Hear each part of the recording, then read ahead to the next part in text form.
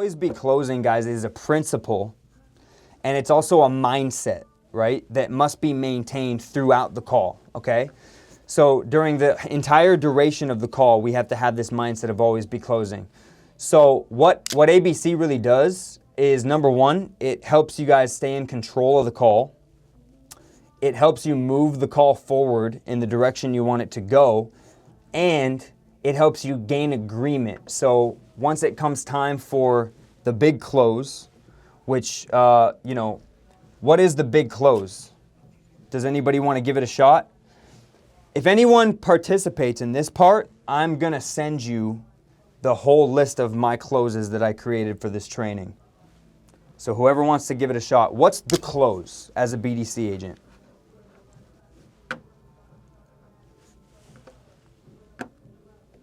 Rolando, give it a shot, man. What's the close?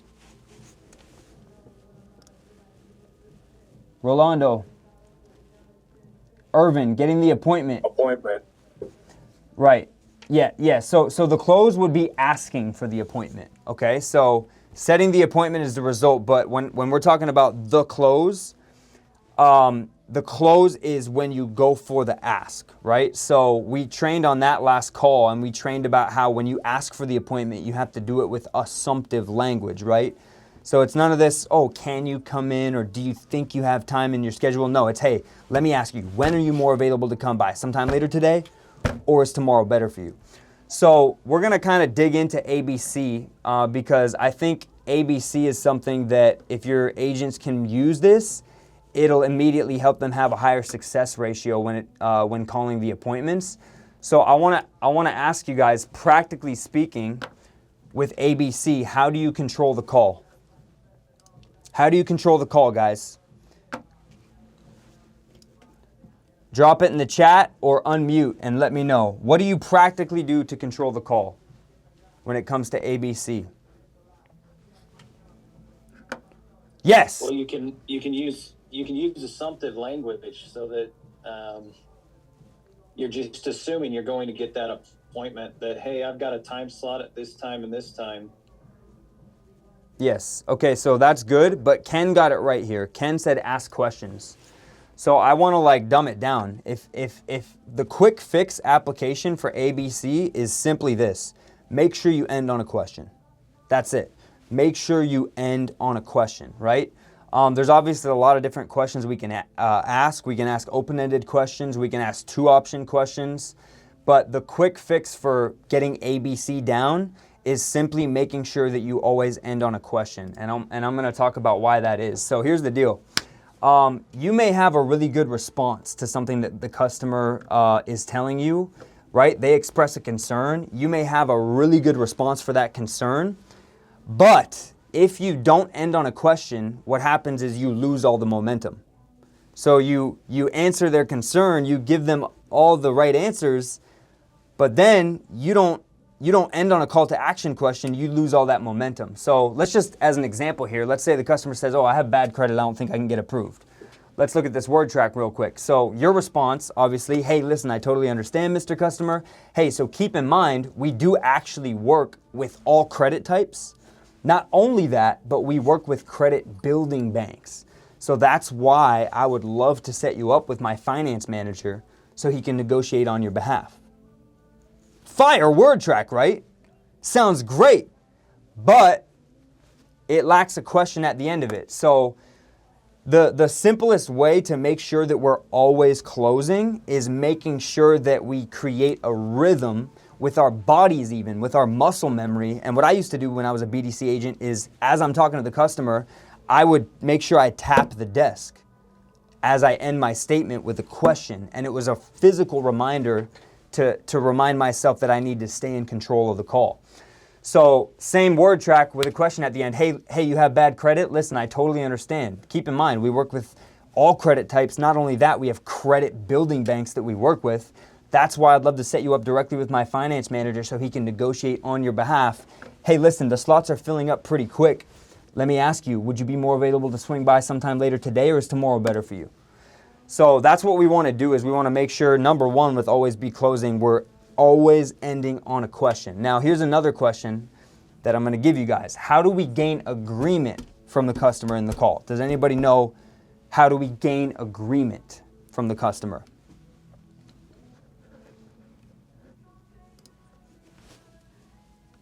Drop it in the chat or unmute. Common ground. Go ahead, say it again. How do I say your name? Is it Dejin? Find common ground. Find common ground? Just Jin. Jin. Yep. Find common ground. Okay, I like that. So common ground would be something that the customer, we have in common with them, right? But let's take it let's be even more practical for a second. Even more simple. It's called yes rhythm questions. So if I can formulate my question to just get a yes from them, what I'm gonna do is I'm gonna gain agreement with them. And again, as we get closer to the close, it's gonna be easier for me to get that appointment. Why?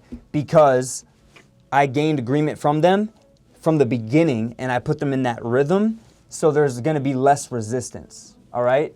So I just wanna show you guys a few spots that you can gain agreement with the customer. This is the easiest one. I call this the 10-second close. So this is the intro. Customer, you call the customer, they pick up, hey, this is Justin or this is Morgan at Nissan of Richmond. Hey, do I have the pleasure of speaking with Jin? Right, a little bit over the top. I sound like I'm like super excited, hyped up on Celsius, but this is called the 10-second close, guys. I think something that we need to do is we need to start treating each moment of the call like we're closing for that section of the call. So for me, it's like I'm closing you in the first 10 seconds. I'm getting a yes from you with your name. Hey, this is Morgan calling from Empire Automotive. Do I have the pleasure of speaking with John? Yes. So right there, the first thing you get from the customer is a yes, and you're elevating their state. But let's kind of talk about another few places that we can do it. So the other thing that you guys can do is you can confirm the context of their situation. So when you're calling a customer, number one, you want to see, do they have a trade? What kind of vehicle are they looking at? And then you want to use that in your script. So, hey, listen, Jin, I noticed you were actually looking at XYZ vehicle in our inventory. Is that correct? Obviously, they're going to say yes, right? I watched a video the other day of a guy doing a sample call with a customer, and he's asking really open-ended questions. And don't get me wrong, I think open-ended questions serve a purpose and they serve a value, especially when you're getting somewhere with the customer and you're trying to dig in and find more information. But for your script and just making it to each next point in the call, we really have to do a good job of just making the conversation easy for them. Hey, I saw you were checking out the Ford Bronco in our inventory. Is that correct? Okay, awesome. Yeah, I also saw you had a trade. Is that right? Boom. Now I'm 20 seconds into the call. I already got 3 yeses from them, right? Hey, I noticed you had XYZ vehicle that you were looking to trade. Boom, we got that. Here's another one. Gain agreement with them about their personal situation. So they're like, oh yeah, man, I'm buying the vehicle for my wife. Oh wow, you're buying the vehicle for your wife? Wow, that must feel so amazing to be able to do that. Right? Yeah, it does. Okay, boom, you just got another yes right there. You see that? So all what this is doing is it's called asking yes rhythm questions. So take a look at your script today, guys, as a practical application and ask yourself like, hey, is there key points in my script where I'm serving them up to just have them say yes, right? This is one that can be used for service to sales. This is a way of like subconsciously getting them in that mindset where they're ready to make a buying decision. Hey, listen, I would have to imagine if we could do X, Y, Z, that would be something that would be worth considering. Am I right? So whatever it is that their concern is, you can hit them with that. Hey, listen, I have to imagine if we could do X, Y, Z, that would be something that's worth considering. Now, let's look at one of the most common objections. Let's see how we're going to apply ABC to get a yes from the customer. So reason I say this is one of the most common objections, it's let me talk to my husband, let me talk to my wife, let me check with my schedule, right? Let me check with my son or my dad, right? So the reason this is one of the most common objections is even if you get the customer that's interested on the phone, if they have a doubt in their mind, they're going to use this as a smoke screen, or they just really genuinely do need to check with their wife or schedule before they give you a time. But I'm going to teach you guys how to use ABC with this technique, how to get a yes every single time and an appointment slot for them. So the customer says, hey, I got to check with my schedule, or hey, I got to check with my wife. Hey, Mr. Customer, that's perfect. I definitely want you to check with your husband. So first I'm acknowledging them, right?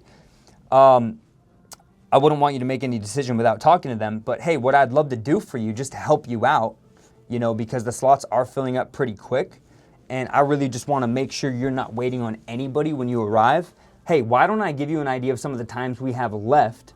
That way you can even see if it would even fit in your schedule into the first place. Does that sound fair? So I'm not getting the time right there, but what I'm doing is I'm getting a smaller commitment that's easier for them. Hey, I'm just doing you a favor. I'm just going to tell you the times that I have left, because as I mentioned earlier, we're hosting a VIP sales event. So there's a lot of people coming in. My manager, the one who does all the pricing, he's been pretty tied up, and I just want to make sure we give you a world-class experience. So why don't I at least give you some of the times I have? That way we can even see if it fits in your schedule. Is that fair? Yeah, that sounds fair. Okay, perfect. Now, right here, you guys are going to use the most likely close to get the time. Hey, so are you thinking it would most likely be today, or most likely would it be tomorrow? When you do that, because you got the yes before, they're going to fold like a lawn chair right there.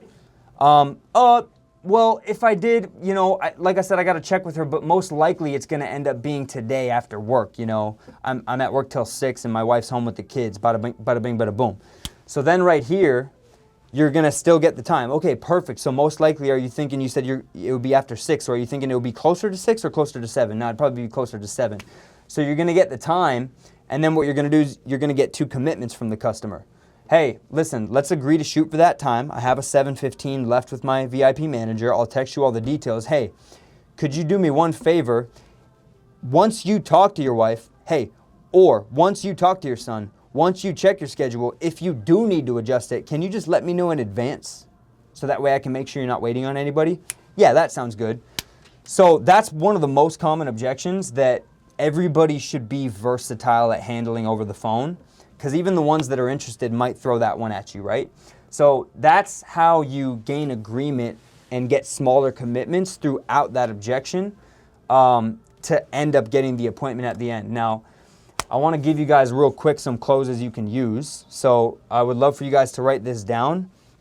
Also, I have a 1-page document with more of these closes that if you guys would like access to that, like I said, I'll give it to you guys as a free resource. All you got to do is shoot us an email, info@worldwidebdc.com. So drop close. What's the drop close? So remember earlier I was saying assumptive language. Hey, let me ask you, when are you more available to come by? Are you more available later today, or is tomorrow better for you? Gotta hit them with the assumptive language. What I want you guys to start doing is every time you're on the phone with the customer, if you don't word it like this, where you ask, hey, when are you more available? Or if you say, hey, do you think you have some time to come in? No. Pinch yourself right there and remind yourself the next time to ask it in an assumptive way. Let's check out this one. This is a buyback third-party close. So a customer has a trade, or let's say you're doing equity mining, data mining.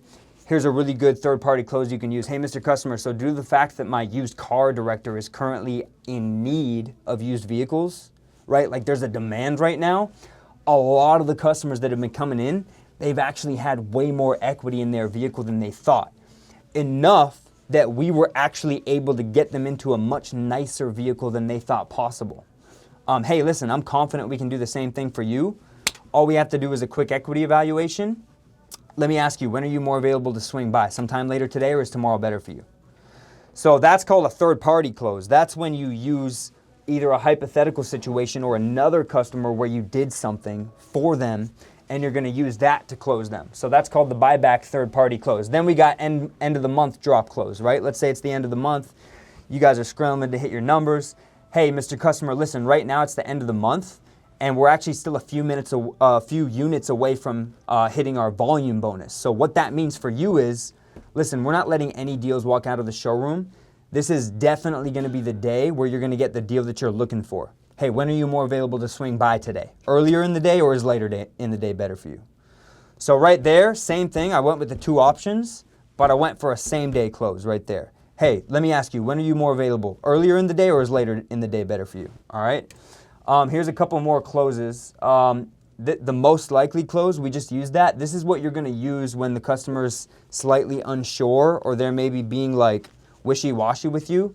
Hey, Mr. Customer, since a lot of our slots are filling up pretty quickly, I just want to make sure you have the best experience possible.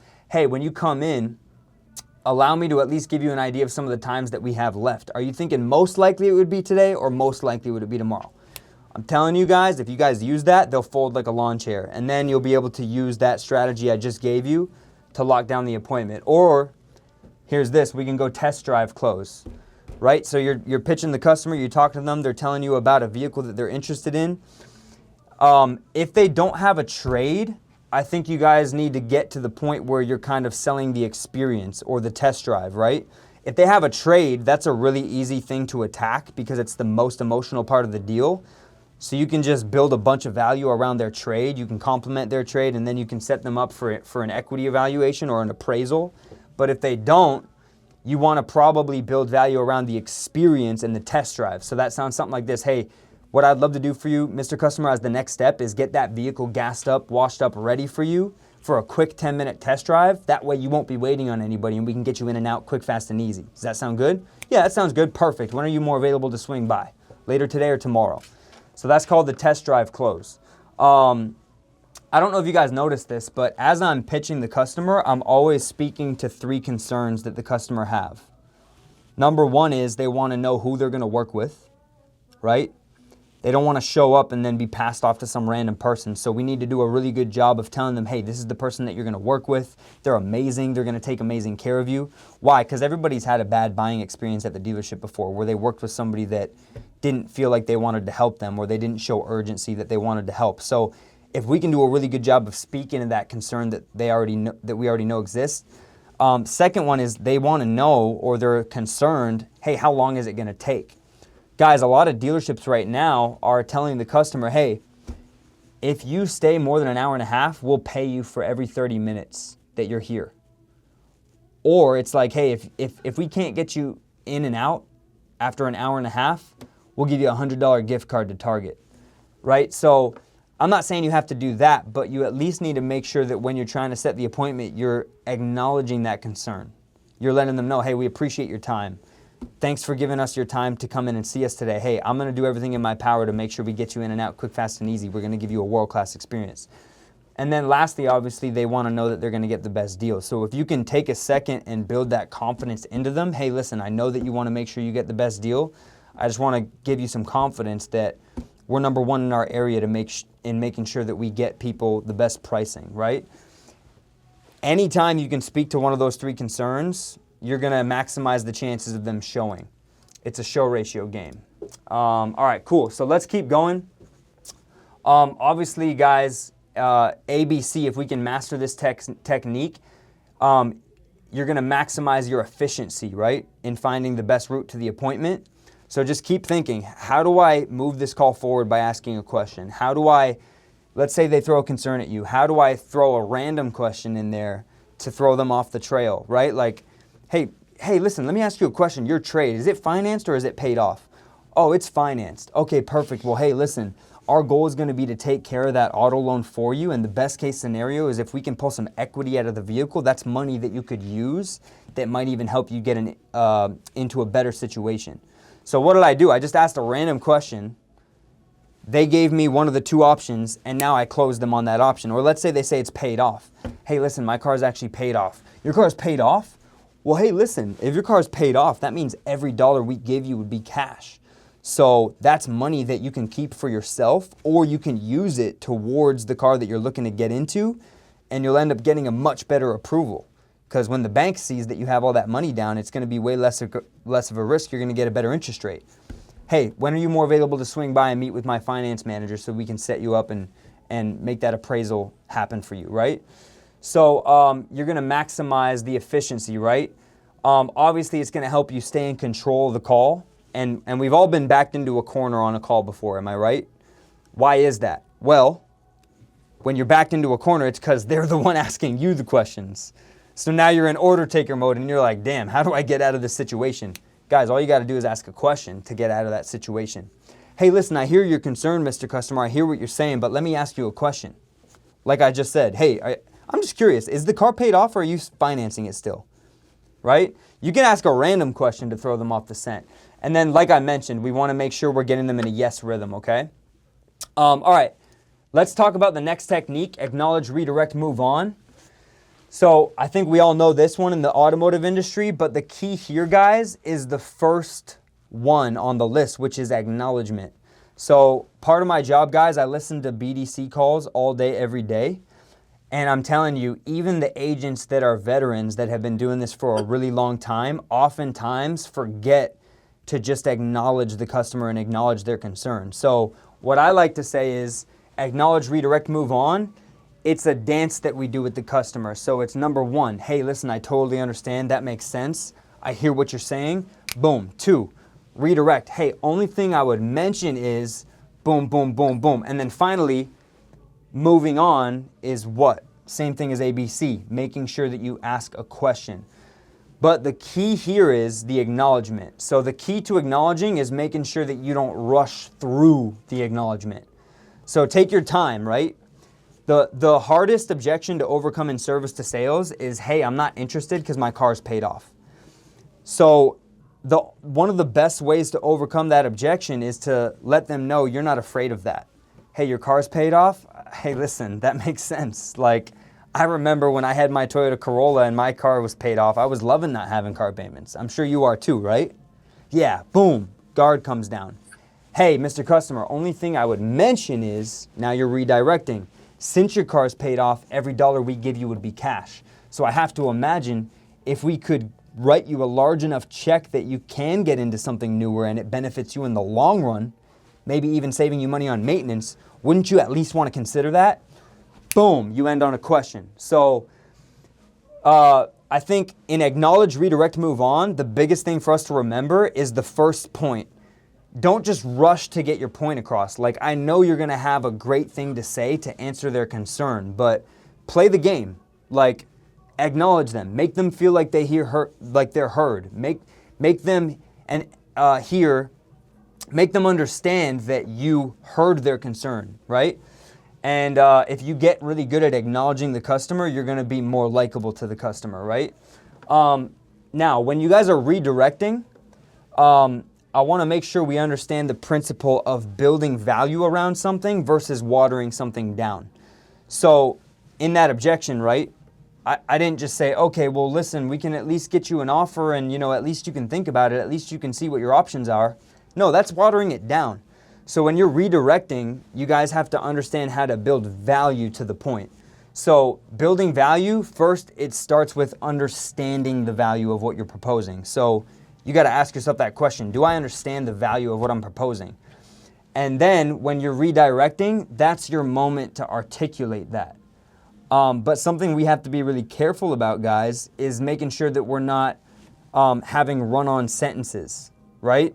Because then we'll just get caught in this loop where we're just redirecting the whole time and then we never get to the question. So the call to action here is keep the value proposition concise, right? So conciseness is communicating a lot of information but with few words.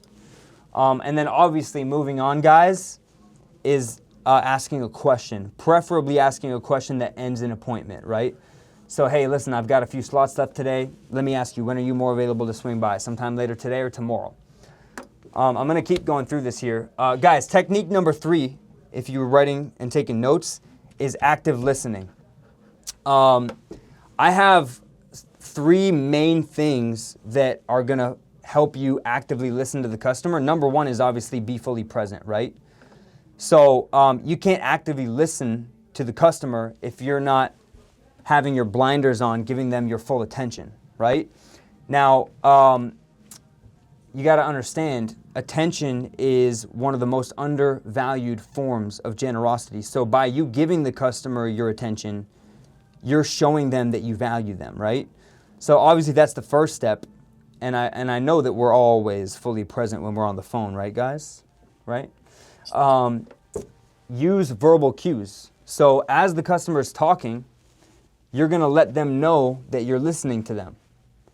Hey, listen, customer's telling you about their situation. Oh, wow, you're buying the vehicle for your wife? Oh, that's awesome. Great. Oh, you've had the vehicle for 2 years? Oh, that's awesome. I would say every 7 to 10 seconds, you want to go ahead and you want to use a verbal cue to communicate to them that you're listening. I mean, if you've ever been on the call with somebody and they went dead silent, you're like, wait, are you there? Are you still there? So we got to make sure we're using verbal cues. So obviously, oh, wow, that's great. Okay. So saying that is going to be your way of communicating to the customer that you're listening to them. This one, occasionally rephrase or repeat back what they said. This, for some reason, is a hack, but I would be really careful not to overdo it and overuse it, right? Because if you're just like starting every single sentence with the last thing they said, it's going to get a little bit unnatural, right? So the way I use this is when I'm qualifying a service to sales customer and I'm asking them this question, hey, how long have you had your vehicle, if you don't mind me asking? We were taking a look at it in the drive over there and it's in great shape. I'm just curious, how long have you owned it?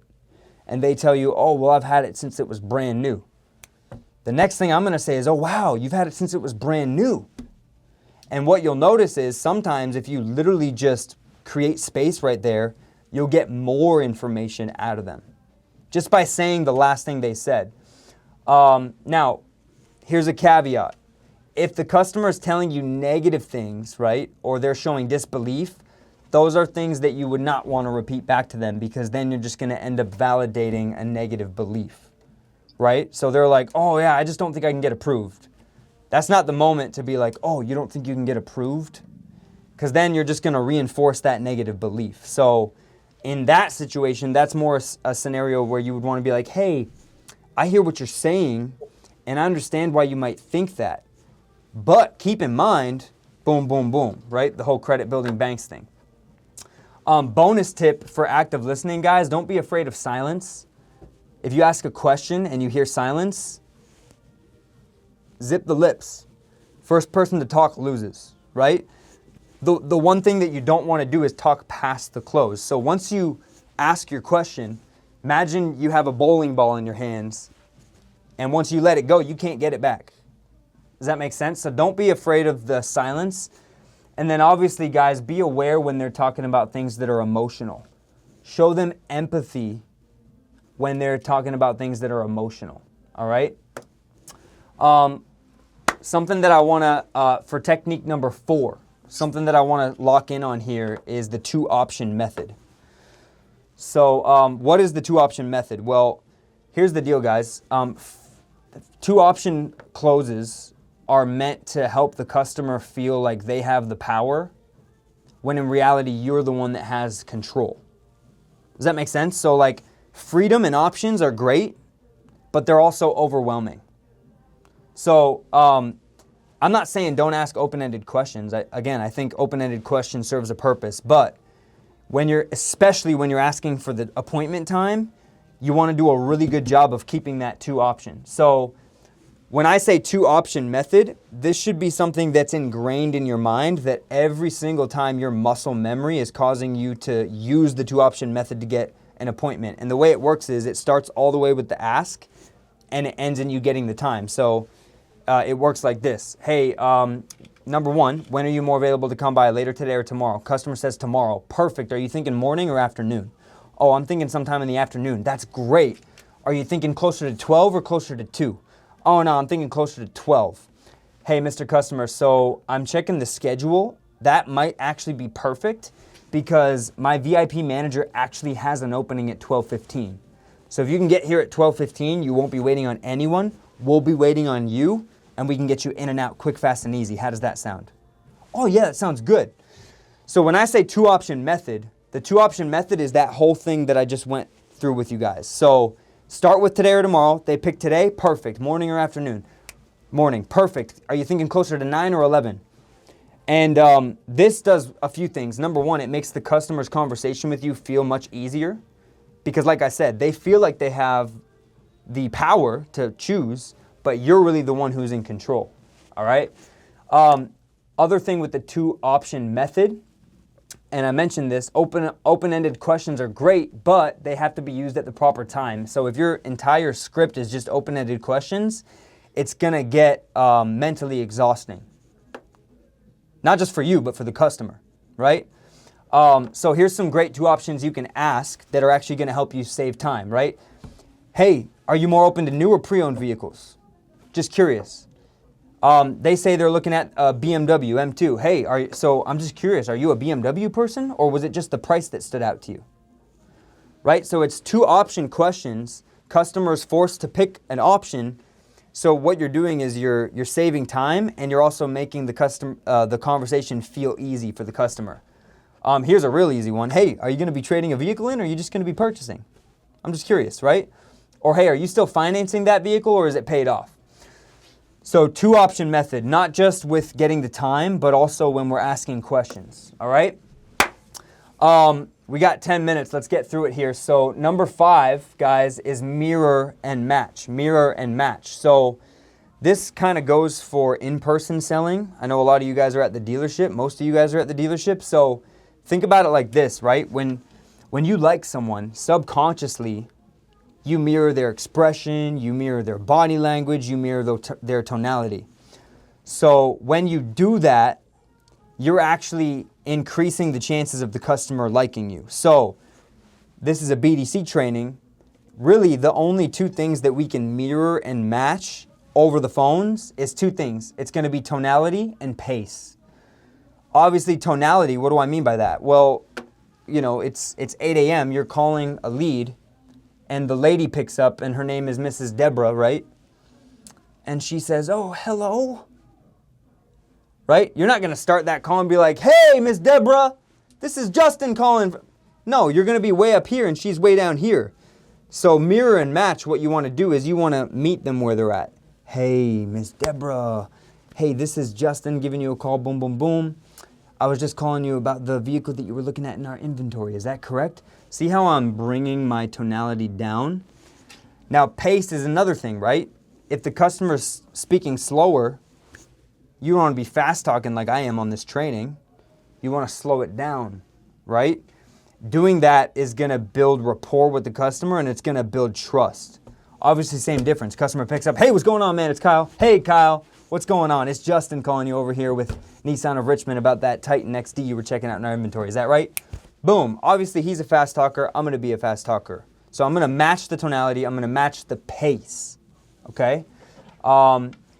Sometimes, guys, the only way you can slow it down is if you really memorize your script. So if you're having a hard time with the pace, it's because you need to go back and you need to memorize your script. Okay, I hope this is really good for you guys.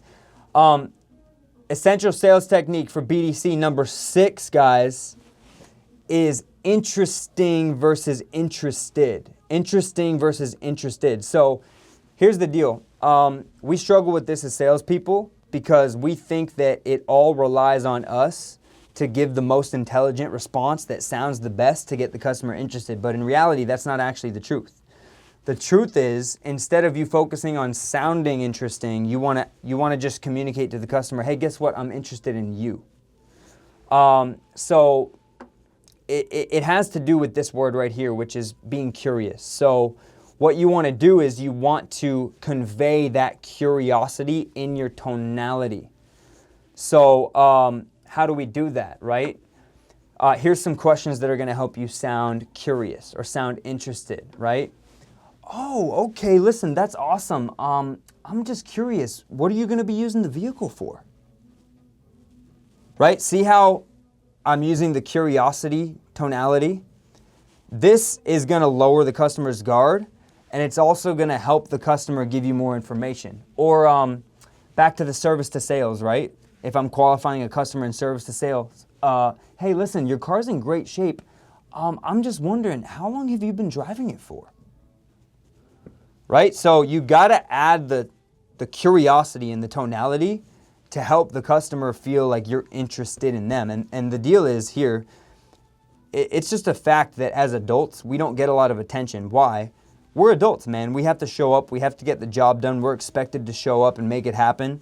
So naturally, we don't end up getting a lot of attention as adults. So if you take that extra moment while you're on the phone with the customer and let them know that you're interested in them and you give them that extra bit of attention, it's going to speak volumes and they're going to really like you when you're on the phone with them, right? Hey, listen, I'm just curious. Hey, that seems like a great vehicle. What is it that's causing you to feel like you would need to get into a different vehicle? And just ask them and watch as they just like divulge all the tools that you're going to need to close them. I also say, obviously, when personal situations get brought up, I think that that's a key moment where you want to use that to your advantage. So if you're talking to the customer and they're like, oh yeah, I'm getting the vehicle for my wife. Oh, you guys are married? That's so awesome. How long have you guys been together? Right? And then open up that door for them, and they're gonna start to build more of a personal connection with you. Or like, you know, they say they have kids. Oh man, I love that. I actually grew up with a big family growing up. I'm just curious, how many kids do you have? So it's reminding ourselves, guys, that we want to sound interested. We don't want to sound interesting. And then lastly, guys, we're kind of gonna land the plane here. This technique is called the buying state, right? And if you've listened at all to Andy's teachings, he talks about the buying state. But I want to tell you guys 2 responsibilities that we have with the buying state. So our job with the buying state when the customer is number 1, to recognize when the customer is in the buying state. So remember, that has to do with active listening. So when you're talking to the customer and they have the floor, you need to be listening to their tonality, because what you're going to notice with the buying state is they'll start to get excited when they're talking about something. So once you start to hear them get excited about something, ding, ding, ding, that's when you know, okay, this customer is actually in the buying state right now, and now it's time for me to strike while the iron's hot. So with the buying state, number 1, you got to listen for it when you're talking to the customer on the phone. But also, you have to understand what the buying state is so that you can emulate the buying state. What do I mean by that? So it's like if you're planning a vacation, right? You plan a vacation, what happens? In the days and in the weeks and in the months leading up to the vacation, you're telling your friends about it. And when you're talking to your friends about it, you're excited. You sound excited. You're visualizing it. So it's a visualization of what's happening that then causes you to get that little serotonin and that little dopamine hit. So what you guys want to do is you want to force the customer to visualize that, right? And what that's going to do is it's going to increase their positive state of mind, so that once the time they get into that buying state and it comes time to ask for that appointment, you're going to be able to close them much easier. So tips to increase their buying state, this is what I say: be biased for them, right? And their situation and what they're trying to accomplish. So it's like you're their best bud. You're like on their team, cheering them on, trying to make sure that they get what they're looking for, right? They've been to 4 different dealerships and they weren't able to get approved. Hey, listen, I know that's really frustrating. I just want to remind you, Mr. Customer, we do things so much different here. We do something completely different, which is called a bank interview. And what that means is when you come in, you meet directly with our finance manager, and we actually get a realistic view of your situation. Not just one-dimensionally based on your credit. Like, I know you submitted your credit app online and everything, but if we just pull your credit online, you know, that's going to hurt your credit. What I'd love to do is set you up with my finance manager directly for a bank interview, so that way you tell your story better than anyone. Then we can go to the banks that we know are going to have the highest approval odds based on the specific nature of your situation. So you're fighting for them on their behalf, right? You're biased for them. And then here's a big thing. When their certainty decreases, your certainty must increase. So they're telling you about a concern they have, and you can hear in their voice their certainty goes down. That's right there where you need to build confidence into that point.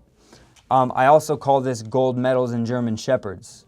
What's gold medals? What's German shepherds? Gold medals are things that, think about this when you're running for something, right? You're either running towards something or you're running away from something. So the gold medal is that thing that the customer's running towards.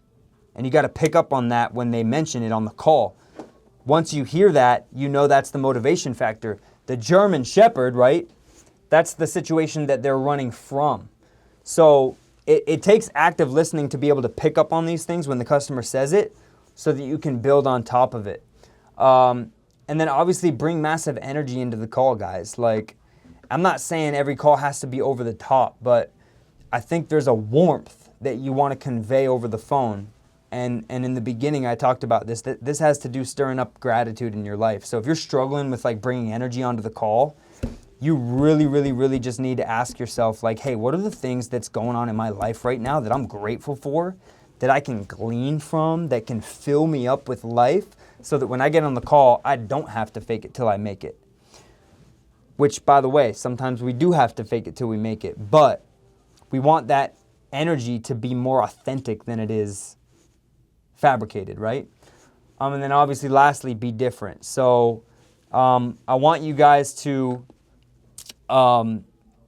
revise your script, number one. And if you guys want the internet script that we use, as we end this call, I would love for you guys to shoot us an email, info@worldwidebdc.com, and I'll make the internet script available to you guys, which has all these techniques that I'm talking about laced into the script. No charge, there's no catch. Just shoot us an email, we'll send you the script, and then I'll shoot you guys over the service to sales script as well. And then the other thing that I want to give to you guys is that list of closes that I had, which I have more. So these are resources that we're going to provide to you guys. I just want to make sure we don't just, let's not just be hearers of this training, right? When you hear something, but then you don't do it and apply it, it's like looking at a mirror and then you walk away and you forget what you look like, right? So let's not just be hearers of this training, let's be doers of this training, and let's go practically apply it. Any questions before we jump off? Anybody just dying to be like, I want to hear Morgan's perspective on this? Speak now or forever hold your peace.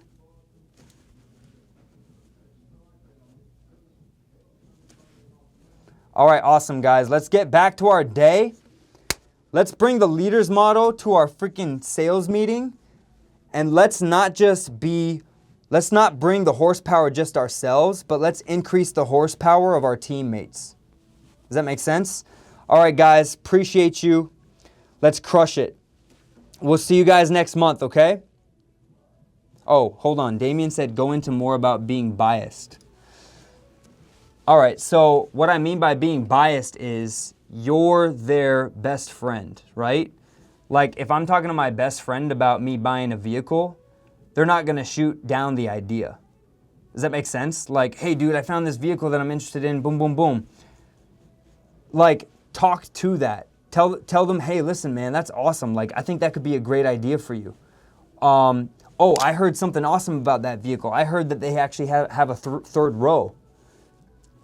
Hey, you're looking at the Kia Sorento? Oh, listen, man, I heard they have this new like moonroof that goes all the way back. That thing's fire. So it's like just finding key points to add on to whatever it is that they're interested about, by just showing them that it's like, hey, you're there to help them, and you're there to help them. We call it the Department of Hopes and Dreams, Damien. So in BDC, that's our job, is we're the Department of Hopes and Dreams. So I'm going to leave you guys with that. We're the Department of Hopes and Dreams. Yes, Damien, we can email the slides out to you, and we'll get you all the resources that I was just talking about, the service to sales script, the sales script, and the closes. So Damien, just make sure you send an email to info@worldwidebdc.com, and we'll get that over to you today, okay? All right, awesome. Thank you, team. Appreciate you guys. Let's freaking crush it. Love you guys. Let's go. Thank you. Thanks, Jesse. Thank you.